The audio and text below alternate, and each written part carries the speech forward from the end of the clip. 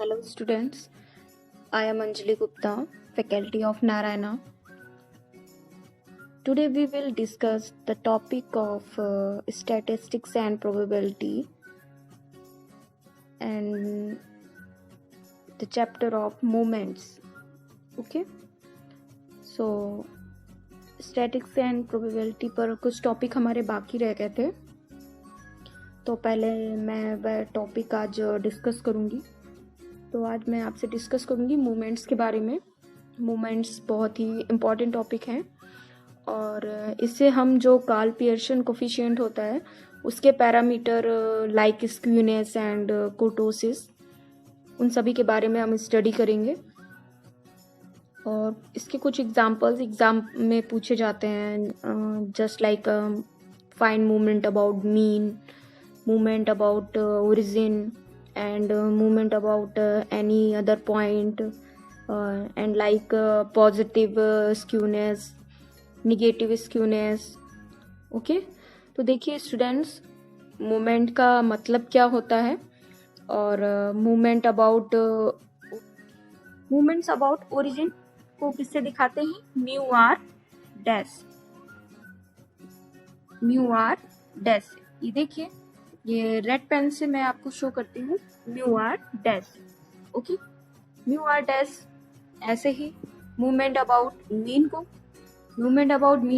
Mu R से and movement about any point mu R double dash. Clear? अब देखिए, जो हमारा मूवमेंट अबाउट ओरिजिन होता है जिसको हम म्यू आर डैश से दिखाते हैं, म्यू आर डैश से इसकी वैल्यू क्या होती है? म्यू आर डैश की वैल्यू होती है ई ब्रैकेट में x माइनस 0 की द होल पावर r।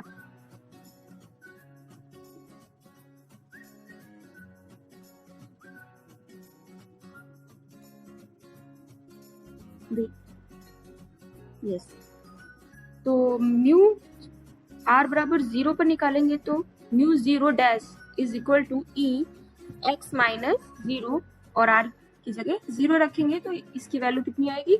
1। ये जो हमने लिख रखा है।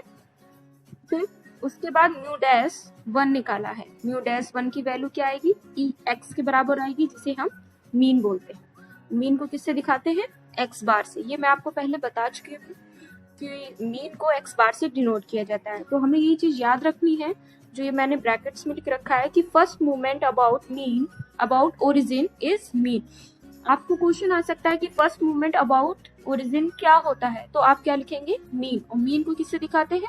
एक्स बार से। और इसका एक और नोटेशन है म्यू 1 डैश और ई एक्स भी बोलते हैं। ठीक है, ऐसे म्यू 2 डैश निकालेंगे तो क्या आएगा? E X minus 0 to the power R is equal to E X square. अब ये जो मैंने लिख रखा है यहाँ पर ई एक्स स्क्वायर, ये ई एक्स स्क्वायर की वैल्यू ऐसे ही म्यू 3 डैश के लिए आएगा और म्यू 4 डैश के लिए, म्यू 5 डैश के लिए, ऐसे ही एन टाइप चलता रहेगा। अब यहाँ पर एक चीज देखिएगा सभी लोग ध्यान से, ये जो मैंने यहाँ पर लिख रखा है ई एक्स स्क्वायर, ये ई एक्स स्क्वायर, इसके साथ दो ब्रैकेट्स निकाले हैं मैंने। क्या? फर्स्ट है discrete random variable and continuous random variable. Discrete random variable के लिए हम क्या लगाएंगे? Summation x square P x, and continuous random variable के लिए integration minus infinity two plus infinity x square P x D x. Clear? Okay, अब देखिए movement about mean origin हम लोग पढ़ चुके हैं। अब मूवमेंट अबाउट मीन के बारे में डिस्कस करते हैं और movement about any other point. तो पहले हम देखते हैं movement about any other point के बारे में। Movement about any other point क्या होता है? Movement about any other point के लिए हमें सबसे पहली चीज पता होनी चाहिए कि इसका नोटेशन क्या है। इसको हम म्यू आर डबल डैश से दिखाते हैं। ठीक, म्यू आर डबल डैश से ये दिखाते हैं। Mu R double dash is equal to E X minus A to the power R. जब आर की वैल्यू 1 रखते हैं तो क्या हो जाएगा? E X minus A. Mu 2 double dash की value E X minus A का whole square and mu 3 double dash की value E X minus A का whole cube. Mu 4 double dash की value E X minus A to the power 4। Clear? अब पढ़ेंगे movement about mean के बारे में। Movement about mean थोड़ा important है हमारा, इसको ध्यान से देखिएगा। मूवमेंट अबाउट मीन को इसका नोटेशन म्यू आर से होता है। क्लियर? म्यू आर से दिखाते हैं इसको। Mu R is equal to E X minus X bar की पावर आर। यहाँ पर ध्यान देने की बात है, ई एक्स माइनस एक्स बार लिखा हुआ है। क्लियर? अब आर बराबर 0 पर इसकी वैल्यू क्या हो जाएगी? E X minus X bar power 0 is equal to 1। Mu one की value E X minus X bar की पावर 1। यहाँ देखिए E X minus X bar, इसको ओपन करेंगे तो ई एक्स और ई माइनस ई एक्स बार हो जाएगा। ई एक्स माइनस एक्स बार को ई एक्स लिखते हैं। ये कैसे लिखते हैं ये मैं आपको बताती हूँ, ये देखिएगा। यहाँ पर हमने निकाला है म्यू वन डैश, ये दिख रहा है सभी को, म्यू वन डैश, ये देखिएगा, ये जो लिख रखा है mu one dash is equal to E X बराबर मीन एक्स बार। मतलब यहाँ पर ई एक्स एक्स बार का नोटेशन होता है। क्लियर? तो हमने यहाँ पर देखिए ये क्या लिख रखा है यहाँ पर, ई एक्स बार। क्लियर? अब ये ई एक्स बार हो गया है। ई एक्स और ई एक्स बार की वैल्यू ई एक्स होती है, अभी मैंने दिखाया आपको। तो म्यू वन की वैल्यू क्या आ गई? 0। ठीक है? अगर आपसे पूछा जाए मूवमेंट अबाउट मीन तो 0 होता है। Okay? First movement about mean is 0 and first movement about origin mean होता है। ये दोनों बातें ध्यान रखनी होंगी। First movement about origin mean होता है and first movement about mean 0 होता है, ये 0। क्लियर? अब म्यू टू डैश की वैल्यू निकालेंगे तो क्या हो जाएगा? E X minus X bar का होल स्क्वायर। इसको हमने ओपन किया, x bar square plus X bar का whole square minus 2x X bar. फिर इसको डिस्ट्रीब्यूट किया तो E X bar square minus 2x bar E X and X plus X bar का होल स्क्वायर। ठीक है? इसी को जब हम सॉल्व कर लेंगे तो क्या आ जाएगा? म्यू टू की वैल्यू आएगी sigma square is equal to E X square minus E X का होल स्क्वायर। क्लियर? इसको हम वेरिएंस भी बोलते हैं। इससे पहले मैंने जो आपको पढ़ाया था डिस्ट्रीब्यूशन चैप्टर, उसमें मैंने वेरिएंस के बारे में बताया था। ऐसे ही म्यू टू की वैल्यू और म्यू थ्री की वैल्यू और म्यू फोर की वैल्यू निकाल लेंगे। आप सभी को म्यू टू की वैल्यू, म्यू वन की वैल्यू, म्यू थ्री और म्यू फोर की वैल्यू लर्न करनी पड़ेगी, क्योंकि थोड़ा सा लेंथी है, इसलिए इनसे बेस्ड क्वेश्चंस आते हैं तो उनमें हमें वैल्यू पुट करनी पड़ती है। इसलिए अप्रॉक्स आपको ये 4 वैल्यूज तो याद करनी ही पड़ेंगी, ये और ये वाली। क्लियर है? ओके। सो स्टूडेंट्स, अभी तक हमने जो पढ़ा था movements about origin and movement about mean, इन सब का यूज़ अब हम देखते हैं कहाँ करते हैं। तो उस सब का यूज़ हम स्क्यूनेस और कुर्टोसिस में होता है।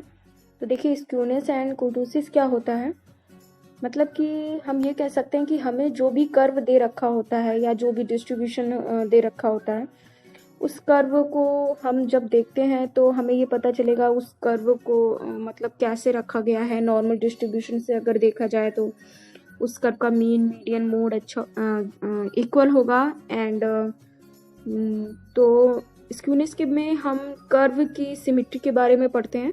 तो चलिए आइए देखते हैं स्क्यूनेस क्या होता है। तो देखिए स्क्यूनेस के लिए यहाँ पर मैंने लिख रखा है what is skewness, and skewness is the ये मीन लैक ऑफ सिमेट्री, मतलब कि mean about lack of symmetry. ठीक है? स्क्यूनेस के लिए जो कर्व दे रखा होगा उसमें हमें ये देखना है कि ये सिमेट्री के किस साइड है, मतलब पॉजिटिव साइड है, निगेटिव साइड है, किस साइड इसका ज़्यादा हो रहा है, कम हो रहा है। इसमें हम स्क्यूनेस के बारे में पढ़ते हैं। क्लियर? स्क्यूनेस इसका पैरामीटर होता है beta 1 and beta 1 is equal to होता है म्यू 3 स्क्वायर अपॉन म्यू 2 का होल क्यूब। क्लियर? आपको ये फॉर्मूला पता होना चाहिए, जहाँ पर ये म्यू 3 एंड म्यू 2 क्या होता है, movement about third mean, and mu 2 is movement about second mean. ये जब हम फाइंड कर लेंगे, इन सभी के वैल्यूज हम यहाँ रखते हैं और बीटा 1 की वैल्यू फाइंड कर लेते हैं, लाइक स्क्यूनेस फाइंड कर लेते हैं। और अभी मैं आपको आगे एग्जांपल दूंगी जिसमें आप स्क्यूनेस एंड कुर्टोसिस के थ्रू कैसे फाइंड करते हैं ये देखेंगे। तो अब देखते हैं ये जो मैंने कर्व बना रखा है, इस कर्व के बारे में हम पढ़ेंगे। तो देखिए सबसे पहले मैं आपको ये बताती हूँ कि ये क्या होता है। फर्स्ट देखिए मैंने यहाँ पे लिख रखा है, ये जो कर्व हमारा दिया गया है इस कर्व को देखिए, ये बेल शेप कर्व है। बेल शेप कर्व में यहाँ पर ये जो मैंने लिख रखा है, this is bell shaped curve and β1 is equal to 0।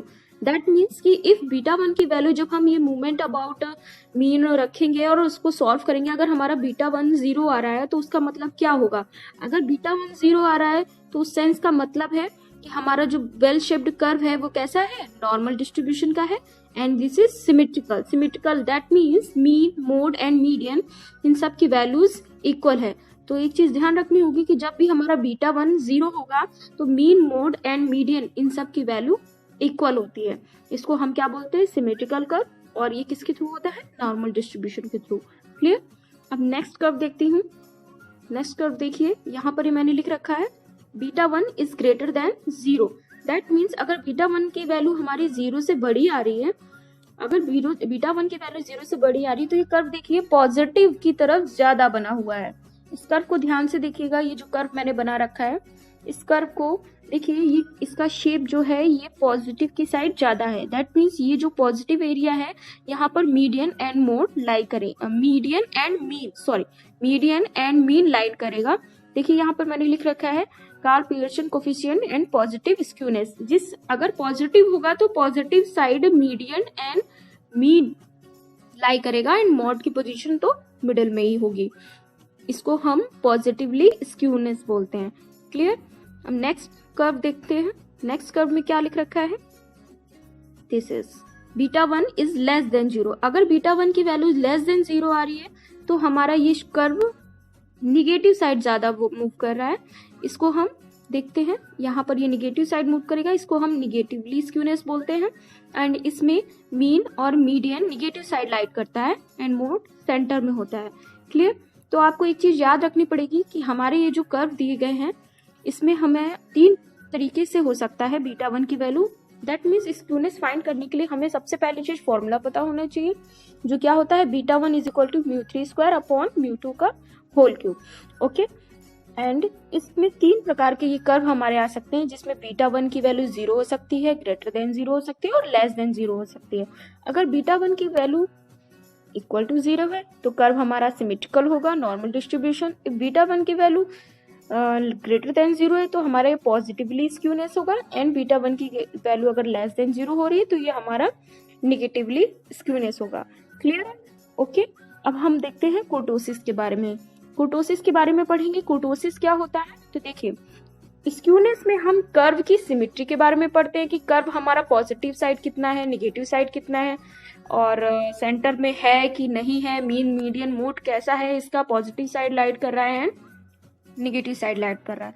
But कुर्टोसिस में हम कर्व का फ्लैटनेस के बारे में बात करते हैं, मतलब ये हमारा कर्व कितना पिक्ड हुआ, कितना फ्लैट हुआ, मतलब अबाउट नॉर्मल डिस्ट्रीब्यूशन के थ्रू हमारा कर्व कितना ऊपर जा रहा है, कितना नीचे जा रहा है, इसके बारे में हम डिस्कस करेंगे। तो देखिए कुर्टोसिस क्या होता है। कुर्टोसिस के लिए देखिए यहाँ पर मैंने एक ड्रॉ कर रखा है ये चीज, इसको ध्यान से देखिए। इसमें मैंने यहाँ पर जो ये येलो लाइन के थ्रू ये जो कर्व बना हुआ है इसको ध्यान से देखिए, ये वाला कर्व, ये येलो लाइन के थ्रू, जिसमें मैंने यहाँ लिखा है फ्लैट। ओके। एंड सेकेंड ये डार्क ब्लू वाला जिसको मैंने लिख रखा है नॉर्मल, एंड ये थर्ड पिक्ड। क्लियर। तो नॉर्मल डिस्ट्रीब्यूशन के थ्रू ये जो मतलब हमारा ये डार्क ब्लू वाला कर्व, इसमें देखिए एक हमारा ये कर्व जा रहा है, पिक्ड हो रहा है ऊपर की ओर, और एक ही हमारा फ्लैट हो रहा है। क्लियर। तो इसमें हमें ये याद रखना है कि जो कुर्टोसिस होता है उसमें हम कर्व का फ्लैटनेस के बारे में पढ़ते हैं। तो देखिए अगर हमारी β2, मतलब कुर्टोसिस को β2 से डिनोट करते हैं, इसका पैरामीटर β2 होता है, और जो स्क्यूनेस था उसका पैरामीटर β1 होता था। तो जो कुर्टोसिस होता है उसका जिसका पैरामीटर β2 होता है, अगर β2 की वैल्यू 3 होती है, यहाँ पर ये मैंने लिख रखी है β2 की वैल्यू 3, देन इस कर्व को क्या बोलते हैं, मेसोकोर्टिक। क्लियर। अगर β2 की वैल्यू 3 होगी तो इस कर्व को मेसोकोर्टिक बोलेंगे। अगर β2 की वैल्यू ग्रेटर देन 3 हो रही है तो इसको हम लैप्टोकोर्टिक बोलते हैं। अगर बीटा की वैल्यू ग्रेटर देन 3 हो रही है तो इसको हम लैप्टोकोर्टिक बोलते हैं, और अगर बीटा डी की वैल्यू लेस देन 3 हो रही है तो इसको हम प्लेटिकोर्टिक बोलते हैं। आपको ये तीनों कर्व की प्रॉपर्टीज पता होनी चाहिए कि ये कर्व को हम कैसे दिखाते हैं। मैं एक बार फिर से रिपीट करती हूँ, अगर बीटा 2 की वैल्यू इक्वल टू 3 है तो इसको हम मीसोकोर्टिक बोलेंगे, अगर ग्रेटर देन 0 है, ग्रेटर देन 3 है तो लैप्टोकोर्टिक, अगर लेस देन 3 है तो प्लेटिकोर्टिक। क्लियर, ये चीज ध्यान रखिएगा। और कोर्टोसिस की डिफिनेशन क्या होती है, यहाँ मैंने लिख रखा है, the extent to which a distribution is peaked और flat is called kurtosis. Clear, okay. अब मैं आपके साथ एक और स्क्रीन शेयर करूंगी, देखिएगा सभी लोग इस स्क्रीन में।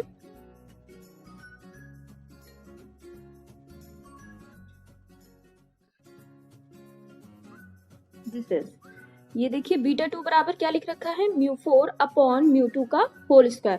बीटा 1 की वैल्यू क्या होती थी, बीटा 1 की वैल्यू होती थी μ3 square upon μ2 whole cube, but beta 2 की वैल्यू क्या है, μ4 अपॉन μ2 होल स्क्वायर। μ4 को यहाँ पर फोर्थ मूवमेंट अबाउट मीन बोलते हैं एंड μ2 को सेकेंड मूवमेंट अबाउट मीन बोला जाता है। Clear, okay.